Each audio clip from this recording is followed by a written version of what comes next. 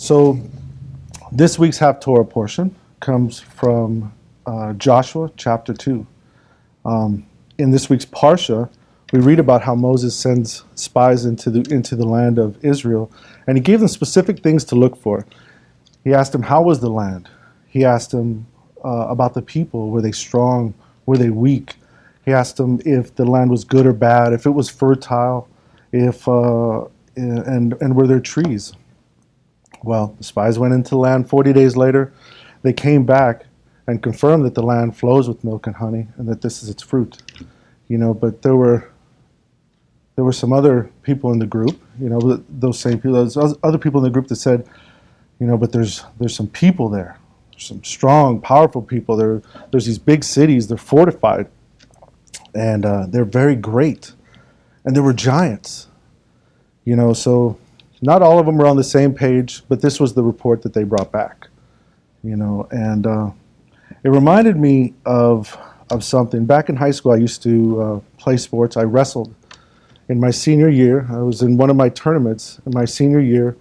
I just so happened to be in a bracket that a wrestler only lost one time in the last 8 years was also in my weight class. So I knew eventually if I kept winning, if I kept, advancing in the tournament, it was just a matter of time before I was going to meet with him. In my mind, there was no doubt that he was going to be there. And I'd advanced, I'd won a couple matches. I'm sitting down, I'm trying to psych myself out. I'm getting into the zone. Then all of a sudden I feel, I'm going through the moves. I was like, all right, getting into it. All of a sudden I feel a tap on my shoulder. And I turn around and it was a lady, and she goes, "Are you Ware?" And I go, "Yes." And then she goes, "Hey, Brian, this is him. You got him." Oh my gosh. That's wrong. Very wrong. I tell you what, her report crushed me. Right. I was done. I was finished. I no longer saw that I had a chance. My idea of what was going to happen now was how long I was going to last. So reports, they can be very damaging. That's probably why he was undefeated, because she knew. Yeah. She studied Torah. She found everybody who was going to wrestle and said, "Hey, you got him." So as I said, this type of reporting, it ended up costing the children of Israel another 40 years in the wilderness. Another 40 years. So this brings us to our Haftorah portion, which comes from the book of Joshua, chapter 2. Here we are. It's almost as if history is repeating itself. Joshua is sending spies into the land. They're encamped on the east side of the Jordan, and they're ready to cross the Jordan. It's almost like, wow. So verse 1 starts here. It says, Joshua, son of Nun, dispatched 2 men, spies from Shittim, secretly saying, "Go, observe the land and Jericho." You got to ask yourself a question. Why is Joshua sending spies? What spies? Who is he going to send? It didn't work out too well last time. And why Jericho? It says to go look at the land and Jericho. Well, Jericho's part of the land. Why single that out? So, first question, why Joshua is sending the spies? He's not sending the spies to determine whether or not they're going to enter the land. He's not sending the spies to see if the land was good. Hashem has already commanded him to cross the Jordan and assured him victory. Hashem has already praised the land, that it was flowing with milk and honey. The Radak says he sent the spies because he was sure they would come back with a sort of report that would be encouraging, that would boost morale of the people, that when they crossed the Jordan, when they crossed the Jordan into Eretz Yisrael, they would cross with undiluted confidence that God would deliver the country into their hands. So I was like, wow, okay. So now the next question is, who were these spies? The commentaries say that the spies were Caleb and Pinchas. Well, Caleb, as we know from this week's portion, was Joshua's only faithful companion out of the 12 spies sent by Moses. He set himself aside. He stood up and silenced the people who were speaking against Moses. And then we have Pinchas, who we'll read about in the next coming weeks, as the one whose heroism put a stop to the orgy of idolatry and immorality that was going on in Shittim at this time. Both of these men, the reason why he chose these men, because both of these men have already proven themselves. They've proven themselves worthy to take on this task. Joshua was also confident that they would succeed because he knew what he needed them to do. He needed them to bring back a positive message, that was be encouraging. Next question is, why Jericho? Commentaries say that Jericho was a fortress. It was a fortress, and if conquered, the way would be open for many, many more victories. So it was the key. In this week's commentary, Rabbi Greenbaum, Jericho was mentioned because it was as hard as all the rest of the country put together because it was on the border, and it was considered the lock of Israel. So really awesome stuff. So much clarity as to why now. Why would he attempt to do this again? So the spies enter the land. First thing they do is they come to a woman. She's an innkeeper, and her name was Rahab. And they slept there. Rahab was known as it was called a zona. And there are a couple different interpretations as to what a zona is. The Radak understands, the Rashi and the Radak understand this as to be a harlot. The Targum renders this to be an innkeeper.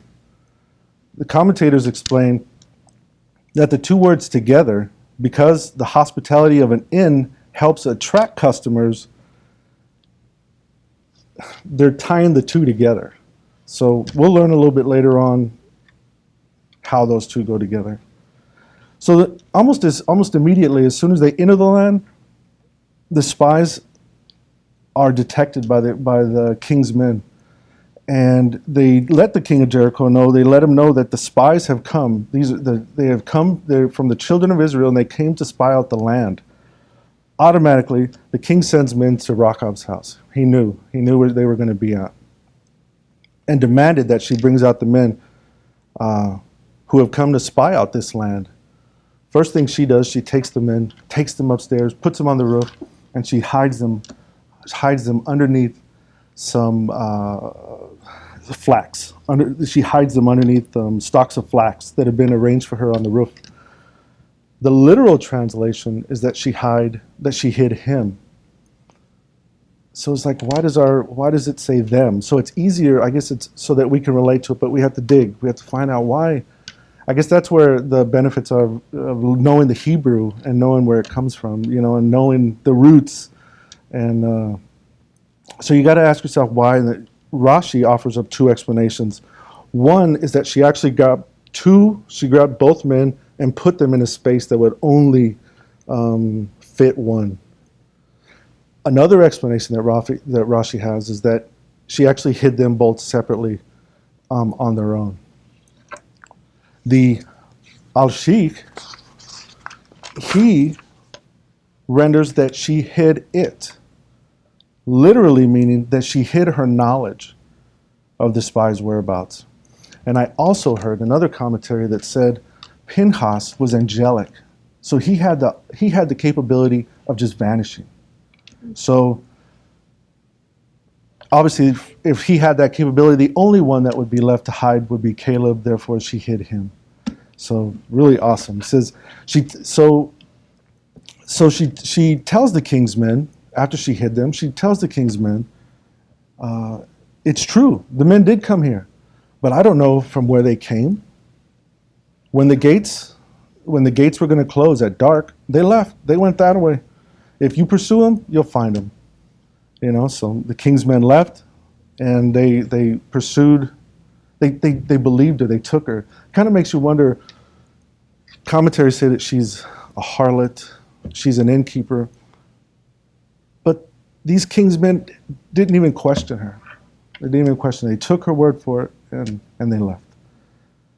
So basically, she sent them running in the direction of the Jordan, and the gates of Jericho were closed behind them. Commentaries say that the gates were closed just in case the spies were still in the land. So now that Rahab has sent them on a wild goose chase, she goes up to the room, and she goes up to the roof, and she begins to tell them that she knows who they are. That she's been watching the nation of Israel for the past 40 years. In verse 9 of the text, it says, I know that Hashem has given you the land, and that fear of you has fallen upon us, and all the inhabitants of the land have dissolved because of you. She continues telling them that they are aware of how Hashem dried up the waters of the Sea of Reeds, and how they utterly destroyed the two Amorite kings of Sihon and Og. She knew it. They followed him. It's like when we're reading about those stories of the Sea of Reeds, those commentaries says everybody knew what happened. They all knew that the sea split. You know. She goes on to say in verse 11, says, we heard and our hearts melted. No spirit remained in any man because of you. For Hashem your God, he is God in the heavens above and on the earth below.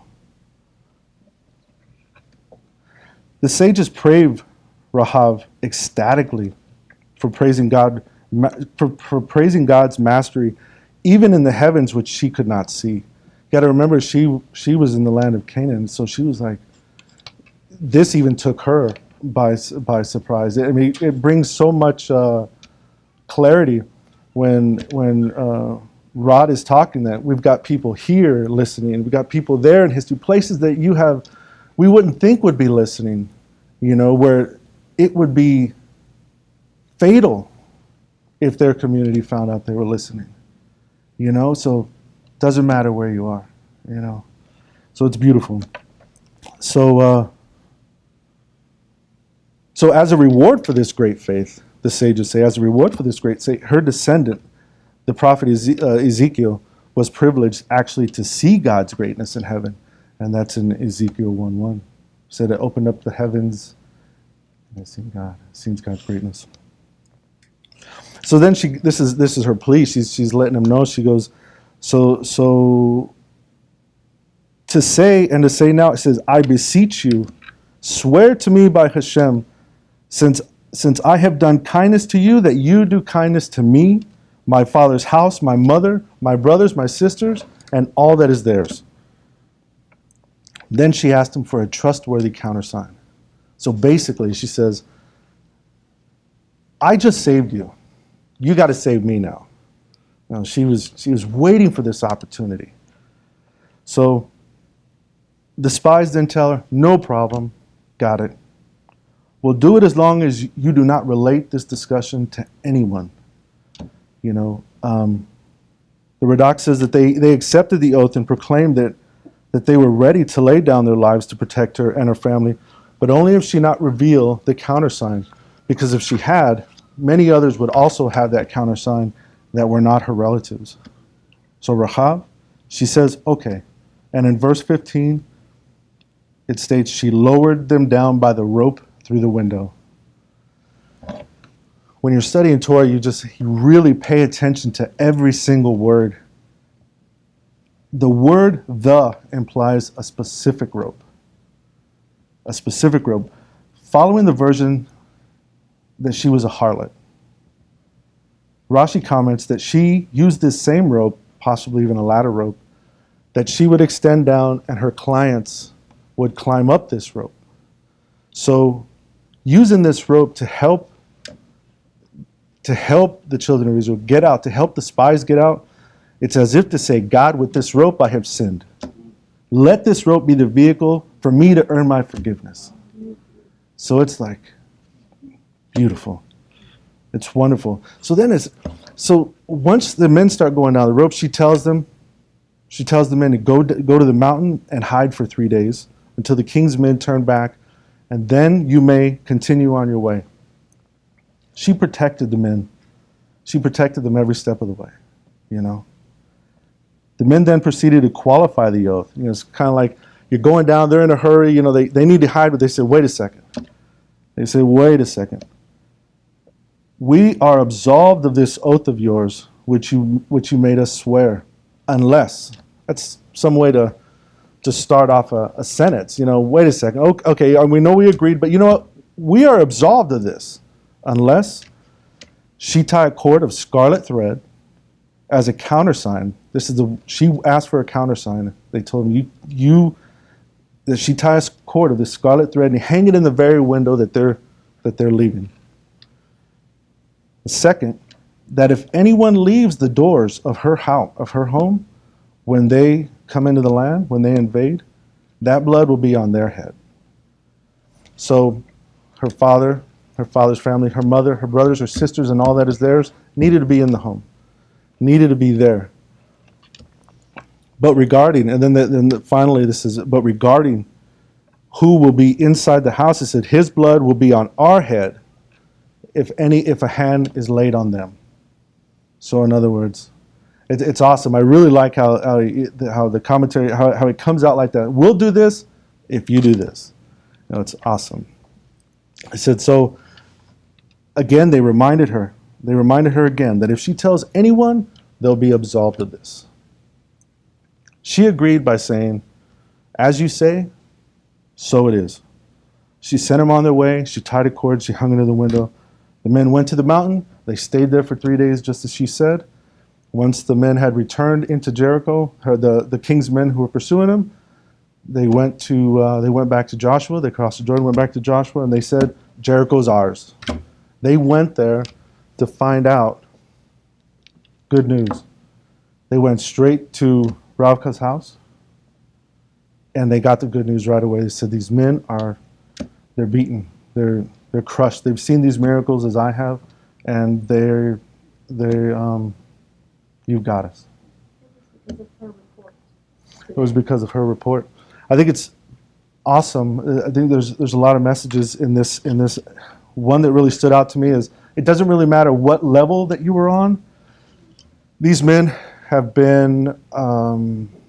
These men were already established. They've proven who they were, not knowing this woman, but knowing who she could be or maybe. She trusted them, I think, as much as they needed to trust her. You know, going down that rope, they had 3 days to hang out and hide. They could have easily said, you know what, I need a second opinion. There's no way. I needed a second opinion. They didn't because they trusted her. They saw the goodness in her. They saw the sincerity. I think it's amazing. She goes through and she tells them, I've seen this, I've seen this, I've seen this. I've watched it for 40 years. But then I want this. I used to work with a guy, and he tells me, I used to be a trainer at this company, and he tells me one day at lunch, at that time I went by James, he goes, James, I don't think you've ever heard of the poke and stroke. And I'm like, poke and stroke? I said, no, I haven't heard that. He says, well, you can only poke somebody so many times before you give them a pat on the back. I guess I didn't give a lot of pats on the back, you know, when I was training them. And I thought it was wonderful how she started that off. She was like praising them, telling them, you know, I know you're God. I know what you've been through. I know how long you've been coming through this. And I'm going to help you, but you need to help me too. It says something about how we should start off the conversation. You know, it really says something, especially somebody we've never met, you know. To say that the obvious connection between this Haftorah and the portion this week is the spies. Sending out spies to spy out the land and bring back a report. It's the obvious connection. There's another one that I've seen. Rahab showed this mercy right off the bat. She protected them. She tells them information that she knows that they need to take back to Joshua. She gave them an escape route. She told them how long to hang out there, and then made sure that they got their message back to Joshua. That is the obvious good that we see in the text. The prophet also explains that she was she obviously had a past. She had history. She was a Zona. We can change. We can change who we are. We can change who we are. And there's a wonderful teaching by Rabbi Shlomo Katz, and it's a teaching from Rabbi Shlomo Karlibal that says, "Are you going to throw away all your tomorrows for one stupid yesterday?" It's no, obviously, no. This is straight from Rabbi Greenbaum's commentary this week, and I'm going to show you how well I can read rather than remember. In the Midrash Mekhilta, it says, "She was 10 when the children of Israel went out to Egypt and practiced prostitution for all the 40 years that they were in the wilderness. There was not a minister or a dignitary that had not been with Rahab. That was how she knew intimately that no spirit remained in any man because of you." She knew it. Rahab is celebrated as one of the most outstanding converts of all time. This is because Rahab acknowledged that Hashem, your God, is in the heavens above and on the earth below. She alone, among the Canaanites, was willing to join Israel instead of fighting them.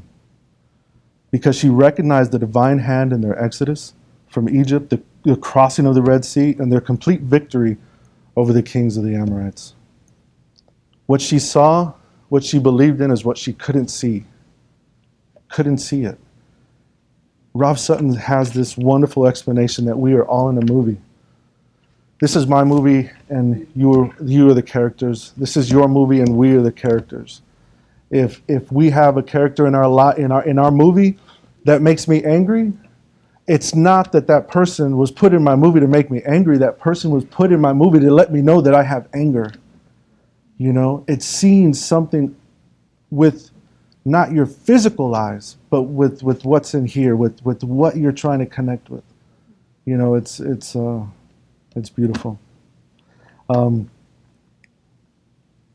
Rahab will serve an example of faith so pure that it overcomes everything about her background, turning her into a model of service of God.